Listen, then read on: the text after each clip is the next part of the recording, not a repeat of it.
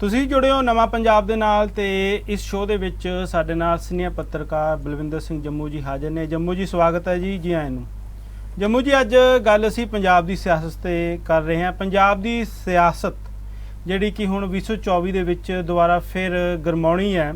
2024 ਦੀ ਲੋਕ ਸਭਾ ਚੋਣਾਂ ਤੋਂ ਪਹਿਲਾਂ ਹਰ ਇੱਕ ਪਾਰਟੀ ਆਪਣਾ ਤੌਰ ਤਰੀਕਾ ਅਪਣਾ ਰਹੀ ਹੈ ਆਪਣੇ ਅੰਦਾਜ਼ ਦੇ ਵਿੱਚ। ਇਸ ਵੇਲੇ ਗੱਲ ਅਸੀਂ ਅੱਜ ਬੀਜੇਪੀ ਦੀ ਕਰਾਂਗੇ।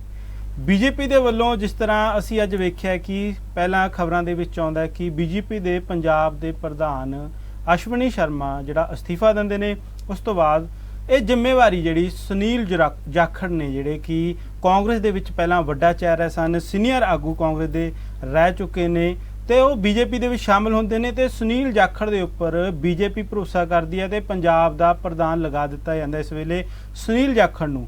ਸਵਾਲ ਇੱਥੇ ਪੈਦਾ ਹੁੰਦਾ ਹੈ ਕਿ ਆਖਰਕਾਰ ਹੋਰ ਵੀ ਚਿਹਰੇ ਸਨ ਜਿਹਦੇ ਵਿੱਚ ਅਸੀਂ ਹਰਜੀਤ ਗਰੇਵਾਲ ਦਾ ਨਾਮ ਲੈ ਸਕਦੇ ਹਾਂ, ਕਿਉਂਕਿ ਜਦੋਂ ਕਿਸਾਨ ਅੰਦੋਲਨ ਦੀ ਗੱਲ ਕੀਤੀ ਜਾਵੇ ਤਾਂ ਜਿੱਥੇ ਇੱਕ ਪਾਸੇ ਪੰਜਾਬ ਦੇ ਵਿੱਚ ਬੀਜੇਪੀ ਦਾ ਵਿਰੋਧ ਹੋ ਰਿਹਾ ਸੀ, ਉੱਥੇ ਡਟ ਕੇ ਹਮਾਇਤ ਕੀਤੀ ਜਾਂਦੀ ਹੈ ਹਰਜੀਤ ਗਰੇਵਾਲ ਵੱਲੋਂ ਤੇ ਹੋਰ ਚਿਹਰੇ ਵੀ ਹਨ।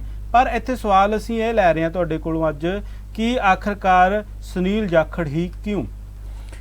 ਦੇਖੋ ਬਲ ਸਾਹਿਬ, ਬੀਜੇਪੀ ਦੇ ਵਿੱਚ ਕੁਝ ਚਿਹਰੇ ਸੀਗੇ ਜਿਨ੍ਹਾਂ ਦੇ ਵਿੱਚੋਂ ਕਿਸੇ ਨੂੰ ਪ੍ਰਧਾਨ ਬਣਾਉਣਾ ਸੀਗਾ। ਉਹਨਾਂ ਦੇ ਵਿੱਚ ਸਰਜੀਤ ਜਿਆਣੀ ਵੀ ਸੀਗੇ, ਉਹਨਾਂ ਦੇ ਵਿੱਚ ਹਰਜੀਤ ਗਰੇਵਾਲ ਵੀ ਸੀ। ਇਹ ਦੋਨੇ ਮਤਲਬ ਕਿਸਾਨ ਅੰਦੋਲਨ ਦੌਰਾਨ ਜਿਹੜੇ ਆ ਇਹ ਕਾਂਗਰਸ ਬੀਜੇਪੀ ਦੀ ਹਾਈ ਕਮਾਂਡ ਨਾਲ, ਪ੍ਰਧਾਨ ਮੰਤਰੀ ਨਾਲ ਵੀ ਤੇ ਜਿਹੜੇ ਗ੍ਰਹਿ ਮੰਤਰੀ ਨੇ ਅਮਿਤ ਸ਼ਾਹ ਨਾਲ ਗੱਲਬਾਤ ਕਰਦੇ ਰਹੇ ਜੀ। ਪਰ ਇਹ ਉਸ ਮਾਮਲੇ ਦੇ ਵਿੱਚ ਸਫਲ ਨਹੀਂ ਹੋ ਸਕੇ। ਅਲਟੀਮੇਟਲੀ ਉਹ ਕਿਸਾਨ ਅੰਦੋਲਨ ਦਾ ਇੰਨਾ ਪ੍ਰੈਸ਼ਰ ਸੀਗਾ ਕਿ ਬੀਜੇਪੀ ਨੂੰ ਤੇ ਕੇਂਦਰ ਸਰਕਾਰ ਨੂੰ ਤਿੰਨੇ ਖੇਤੀ ਕਾਨੂੰਨ ਵਾਪਸ ਲੈਣੇ ਪਏ। ਸੁਨੀਲ ਜਾਖੜ ਕਿਉਂ ਸ਼ਾਮਲ ਹੋਏ ਜੀ? ਸੁਨੀਲ ਜਾਖੜ ਨੂੰ ਕਿਉਂ ਪ੍ਰਧਾਨ ਬਣਾਇਆ ਗਿਆ? ਸਵਾਲ ਤਾਂ ਇਹ ਹੈਗਾ। ਜਿਵੇਂ ਕਾਂਗਰਸ ਪਾਰਟੀ ਨੇ, ਕਾਂਗਰਸ ਹਾਈ ਕਮਾਂਡ ਨੇ ਪਿਛਲੀ ਸਰਕਾਰ ਸਮੇਂ, ਕਾਂਗਰਸ ਦੀ ਸਰਕਾਰ ਸਮੇਂ ਕੈਪਟਨ ਅਮਰਿੰਦਰ ਸਿੰਘ ਨੂੰ ਮੁੱਖ ਮੰਤਰੀਸ਼ਿਪ ਤੋਂ ਹਟਾਇਆ ਜੀ। ਵੈਸੇ ਤਾਂ ਚੋਣਾਂ ਨੇੜੇ ਸੀਗੀਆਂ, 3-4 ਮਹੀਨੇ ਰਹਿੰਦੇ ਸੀਗੇ ਤੇ ਉਦੋਂ ਹਟਾਉਣ ਦੀ ਕੋਈ ਗੱਲ ਬਣਦੀ ਨਹੀਂ ਸੀਗੀ। ਖੈਰ ਉਹਨਾਂ ਬਦਲਿਆ, ਉਹਦੀ ਥਾਂ ਤੇ ਜਿਹੜੀ ਆ ਕਾਂਗਰਸ ਪਾਰਟੀ ਦੇ ਅੰਦਰ ਉਹਨਾਂ ਵੋਟਿੰਗ ਕਰਾਈ। ਜਿਹੜੇ ਐਮਐਲਏ ਸੀਗੇ ਉਹਨਾਂ ਦੇ ਵਿਊ ਲੈ ਵੀ ਉਹ ਕਿਹਦੇ ਹੱਕ 'ਚ ਹੈ। ਸਭ ਤੋਂ ਵੱਧ ਆਵਾਜ਼ ਜਿਹੜੀ ਆ ਉਹ ਸੁਨੀਲ ਜਾਖੜ ਦੇ ਹੱਕ ਦੇ ਵਿੱਚ ਸੀਗੇ। ਉਸ ਤੋਂ ਬਾਅਦ ਜਿਹੜੇ ਆ ਸੁਖਜਿੰਦਰ ਰੰਧਾਵਾ ਸੀ, ਉਹ ਤੋਂ ਬਾਅਦ ਜਿਹੜੇ ਆਪਣੇ ਨਵਜੋਤ ਸਿੱਧੂ ਸੀਗੇ, ਉਸ ਤੋਂ ਇਲਾਵਾ ਚੰਨੀ ਹੁਣੇ ਤਾਂ ਬਹੁਤ ਪਿੱਛੇ ਸੀਗੇ ਜੀ। ਪਰ ਇਹ ਤਰਕ ਦੇ ਕੇ ਕਿ ਕਿਸੇ ਹਿੰਦੂ ਨੂੰ ਪੰਜਾਬ ਦਾ ਮੁੱਖ ਮੰਤਰੀ ਕਾਂਗਰਸ ਪਾਰਟੀ ਨਹੀਂ ਬਣਾ ਸਕਦੀ, ਸਿੱਖ ਚਿਹਰੇ ਨੂੰ ਬਣਾਉਣਾ ਤੇ ਅਲਟੀਮੇਟਲੀ ਜਿਹੜਾ ਚਰਨਜੀਤ ਸਿੰਘ ਚੰਨੀ ਹੁਣਾਂ ਨੂੰ ਸਾਹਮਣੇ ਲਿਆਂਦਾ ਗਿਆ, ਉਹਨਾਂ ਨੂੰ ਮੁੱਖ ਮੰਤਰੀ ਦਾ ਤਾਜ ਪਹਿਨਾ ਦਿੱਤਾ ਗਿਆ।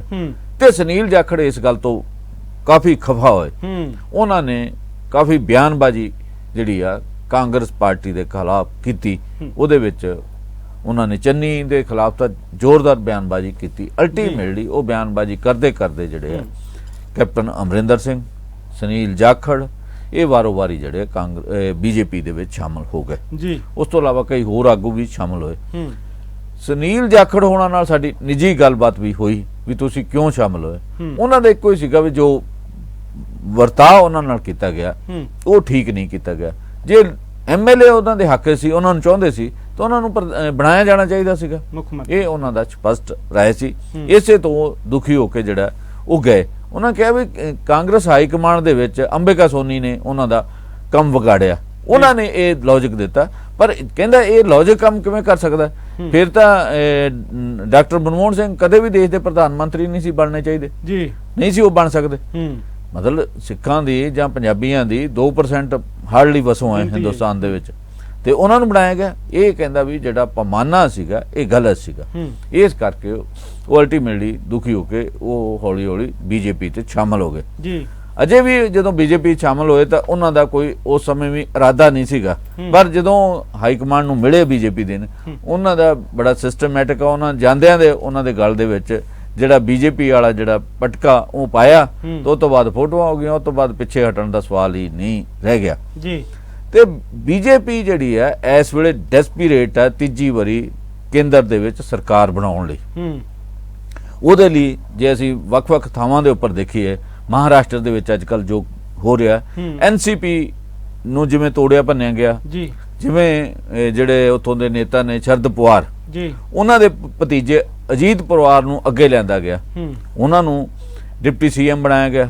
ਉਸ ਪਰਿਵਾਰ ਦੇ ਵਿੱਚ ਉਸ ਪਾਰਟੀ ਜਿਹੜੀ ਉਹਨਾਂ ਦੀ NCP ਉਹਦੇ ਵਿੱਚ ਵੱਡੇ ਪੱਧਰ ਤੇ ਫੁੱਟ ਪਈ ਹੈ।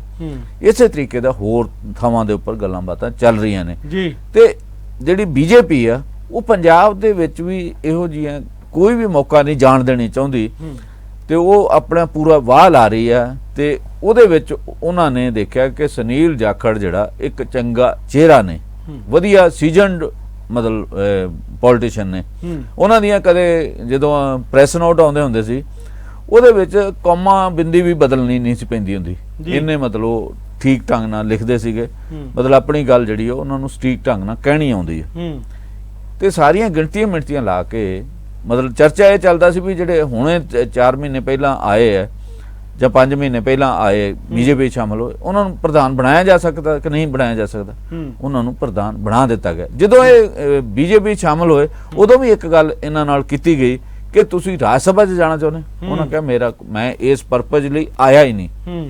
ਪਰ ਉਹਨਾਂ ਦੇਖਿਆ ਕਾਂਗਰਸ BJP ਦੀ ਹਾਈ ਕਮਾਂਡ ਨੇ ਵੀ ਸਾਡੇ ਲਈ ਇਹਨਾਂ ਚੋਣਾਂ ਦੇ ਵਿੱਚ ਬੈਟਰ ਉਮੀਦਵਾਰ ਕੌਣ ਹੋ ਸਕਦਾ, ਬਿਹਤਰ ਇਹੋ ਜਿਹਾ ਚਿਹਰਾ ਕਿਹੜਾ ਹੋ ਸਕਦਾ ਜਿਹੜਾ ਸਾਨੂੰ ਲੀਡ ਕਰੇ 2024 ਦੀਆਂ ਚੋਣਾਂ ਦੇ ਵਿੱਚ।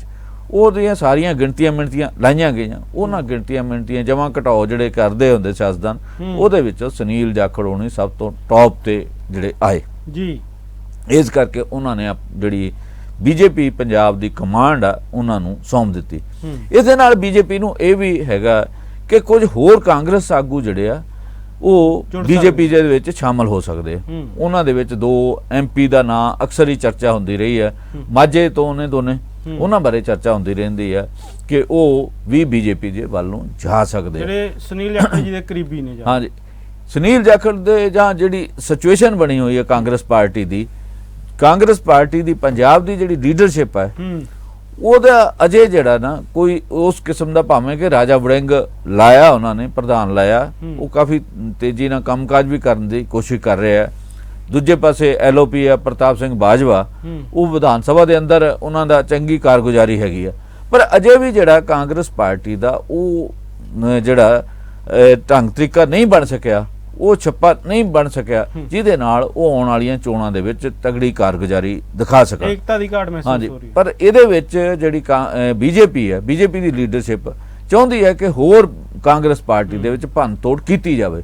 ਜਿਹੜੇ ਵੀ ਐਸਪੀਰੈਂਟ ਨੇ, ਜਿਹੜੇ ਵੀ ਕੁਝ ਚੰਗੀ ਕਾਰਗੁਜ਼ਾਰੀ ਕਰ ਸਕਦੇ ਆ, ਉਹਨਾਂ ਨੂੰ ਲਿਆਂਦਾ ਜਾਵੇ BJP ਵੱਲ।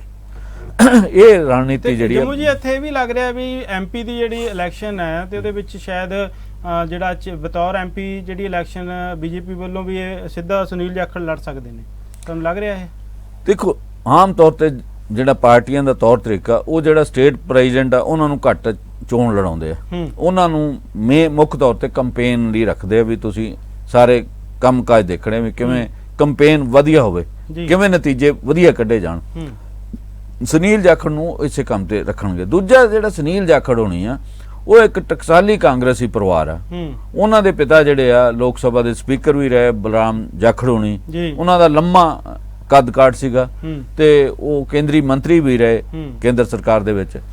ਤੇ ਉਸ ਪਰਿਵਾਰ ਦੀ ਜਿਹੜੇ ਫਿਰੋਜ਼ਪੁਰ ਡਿਸਟ੍ਰਿਕਟ ਆ, ਹੁਣ ਤਾਂ 2 ਡਿਸਟ੍ਰਿਕਟ ਹੋ ਗਏ ਨਾ, ਫਾਜ਼ਿਲਕਾ ਹੋ ਗਿਆ ਤੇ ਦੂਜੇ ਪਾਸੇ ਫਿਰੋਜ਼ਪੁਰ ਹੋ ਗਿਆ, ਉਹਦੇ ਵਿੱਚ ਉਸ ਡਿਸਟ੍ਰਿਕਟ ਦੇ ਉਹਨਾਂ ਦੀ ਚੰਗੀ ਭਲ ਸੀਗੀ। ਤੇ ਇਹ ਸਾਰੀਆਂ ਗਿਣਤੀਆਂ ਮਿਣਤੀਆਂ ਲਾ ਕੇ ਉਹਨਾਂ ਨੂੰ ਜਿਹੜਾ ਕਮਾਂਡ ਸੌਂਪ ਦਿੱਤੀ ਗਈ ਆ ਵੀ ਹੁਣ ਸਾਰੇ ਰਿਸੋਰਸਸ ਜਿੰਨੇ ਆ, ਸਾਧਨ ਸੋਮੇ ਜੋ, ਉਹ ਤੁਹਾਡੇ ਹੱਥਾਂ 'ਚ ਨੇ ਤੇ ਤੁਸੀਂ ਦੇਖਣਾ ਪੰਜਾਬ ਦੇ ਵਿੱਚ BJP ਨੂੰ ਕਿਵੇਂ ਅੱਗੇ ਲਿਆਉਣਾ।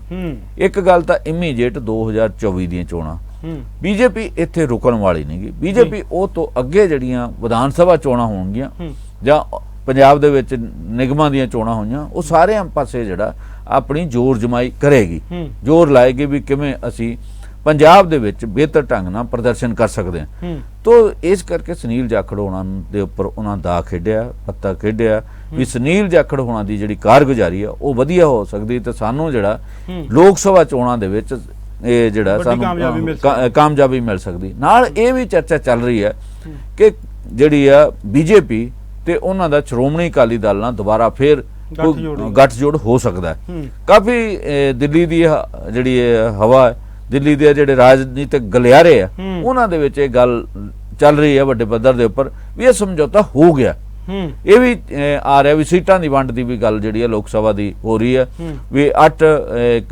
ਜਿਹੜਾ ਅਕਾਲੀ ਦਲ ਉਹ 8 ਲੜੇ, ਬੀਜੇਪੀ ਪਹਿਲਾਂ 3 ਲੜਦਾ ਸੀ ਗੱਠਜੋੜ ਦੇ ਸਮੇਂ, ਉਹ 5 ਲੜੇ। ਇਸ ਤਰੀਕੇ ਦੀਆਂ ਗੱਲਬਾਤ ਚੱਲ ਰਹੀ ਆ। ਉਹਦੇ ਬਦਲੇ ਉਹਨਾਂ ਨੂੰ ਭਾਵੇਂ ਕਿ ਕੇਂਦਰੀ ਵਜ਼ਾਰਤ ਦਾ ਸਮਾਂ ਸਾਲ ਤੋਂ ਵੀ ਘੱਟ ਰਹਿ ਗਿਆ ਜੀ, ਵੀ ਉਹਦੇ ਵਿੱਚ ਜਿਹੜਾ ਇਹਨਾਂ ਦਾ ਕੋਈ ਮੰਤਰੀ ਬਣਾ ਦਿੱਤਾ ਜਾਵੇ। ਬੀਬਾ ਹਰਸਿਮਰਤ ਪਹਿਲਾਂ ਮੰਤਰੀ ਰਹੇ ਆ, ਜਾਂ ਕਿਸੇ ਹੋਰ ਨੂੰ ਬਣਾ ਦਿੱਤਾ ਜਾਵੇ, ਸੁਖਬੀਰ ਬਾਦਲ ਵੀ ਹੋ ਸਕਦੇ ਆ ਜੀ।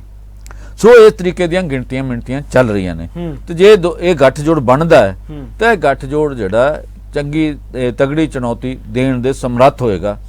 ਤੋ ਉਹਦੇ ਵਿੱਚ ਇਹ ਜਿਹੜੀ ਬੀਜੇਪੀ ਆ ਇਹ ਚਾਹੇਗੀ ਕਿ ਸੁਨੀਲ ਜਾਖੜ ਹੋਣਾ ਦੇ ਕਾਂਗਰਸ ਪਾਰਟੀ ਦੇ ਵਿੱਚ ਜਿੰਨੇ ਵੀ ਸੰਪਰਕ ਨੇ ਉਹ ਉਹਨਾਂ ਨੂੰ ਵਰਤਣ, ਤੇ ਜਿਹੜੇ ਵੀ ਬੰਦੇ ਜਿਹੜੇ ਆ ਉਹਨਾਂ ਦੇ ਪਾਸੇ ਆ ਸਕਦੇ, ਪਾਲਾ ਬਦਲ ਸਕਦੇ ਆ, ਉਹਨਾਂ ਨੂੰ ਪਾਲਾ ਬਦਲਾਉਣ ਦੇ ਵਿੱਚ ਮਦਦ ਕਰਨ ਤੇ ਬੀਜੇਪੀ ਨੂੰ ਇੱਕ ਅਲਟਰਨੇਟਿਵ ਜਿਹੜਾ ਪੰਜਾਬ ਦੇ ਵਿੱਚ ਬਣਾਉਣ। ਇਸ ਕਰਕੇ ਉਹਨਾਂ ਨੂੰ ਇਹ ਕਮਾਂਡ ਸੌਂਪੀ ਗਈ ਆ। ਹੁਣ ਇਹ ਸਮਾਂ ਹੀ ਦੱਸੇਗਾ ਕਿ ਜਾਖੜ ਹੋਣਾ ਨੂੰ ਜਿਹੜੀ ਜ਼ਿੰਮੇਵਾਰੀ ਸੌਂਪੀ ਗਈ ਆ ਹਾਈ ਕਮਾਂਡ ਨੇ, ਬੀਜੇਪੀ ਹਾਈ ਕਮਾਂਡ ਨੇ, ਉਹਦੇ ਤੇ ਕਿੰਨਾ ਖਰਾ ਉਤਰਦੇ ਆ ਜੀ। ਪਰ ਉਹਨਾਂ ਦਾ ਕਿਰਦਾਰ ਜਿਹੜਾ ਉਹ ਸਾਫ਼ ਸੁਥਰਾ ਹੈ, ਉਹਨਾਂ ਦੇ ਉੱਪਰ ਕਦੇ ਕੋਈ ਦੋਸ਼ ਨਹੀਂ ਲੱਗੇ।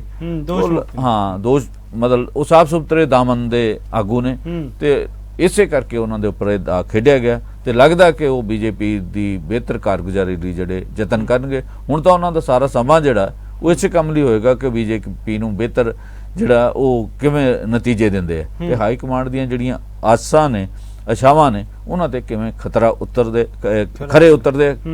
ਤੋ ਇਸ ਤਰੀਕੇ ਦੀਆਂ ਗੱਲਬਾਤ ਜਿਹੜੀ ਆ ਉਹ ਚੱਲ ਰਹੀ ਹੈ। ਤੇ ਲੱਗਦਾ ਕਿ ਮੇਰਾ ਖਿਆਲ ਸੁਨੀਲ ਜਾਖੜ ਜਿਹੜਾ ਬੀਜੇਪੀ ਦੀ ਹਾਈ ਕਮਾਂਡ ਨੇ ਉਹਨਾਂ ਤੇ ਭਰੋਸਾ ਕੀਤਾ, ਉਹਨੂੰ ਮੇਰਾ ਖਿਆਲ ਨਹੀਂ ਤੋੜਨਗੇ। ਭਾਵੇਂ ਕਿ ਪੰਜਾਬ ਦੇ ਵਿੱਚ ਬੀਜੇਪੀ ਲਈ ਅੱਗੇ ਵਧਣਾ ਕਾਫੀ ਚੁਣੌਤੀਆਂ ਭਰਿਆ, ਕਿਉਂਕਿ ਪੰਜਾਬ ਜਿਹੜੇ ਕੰਮ ਬੀਜੇਪੀ ਕਰ ਰਹੀ ਹੈ ਨਾ, ਉਦੋਂ ਤੋਂ ਪੰਜਾਬ ਦੇ ਲੋਕ ਜਿਹੜੇ ਉਹ ਬਹੁਤੇ ਖੁਸ਼ ਨਹੀਂ ਹੈਗੇ।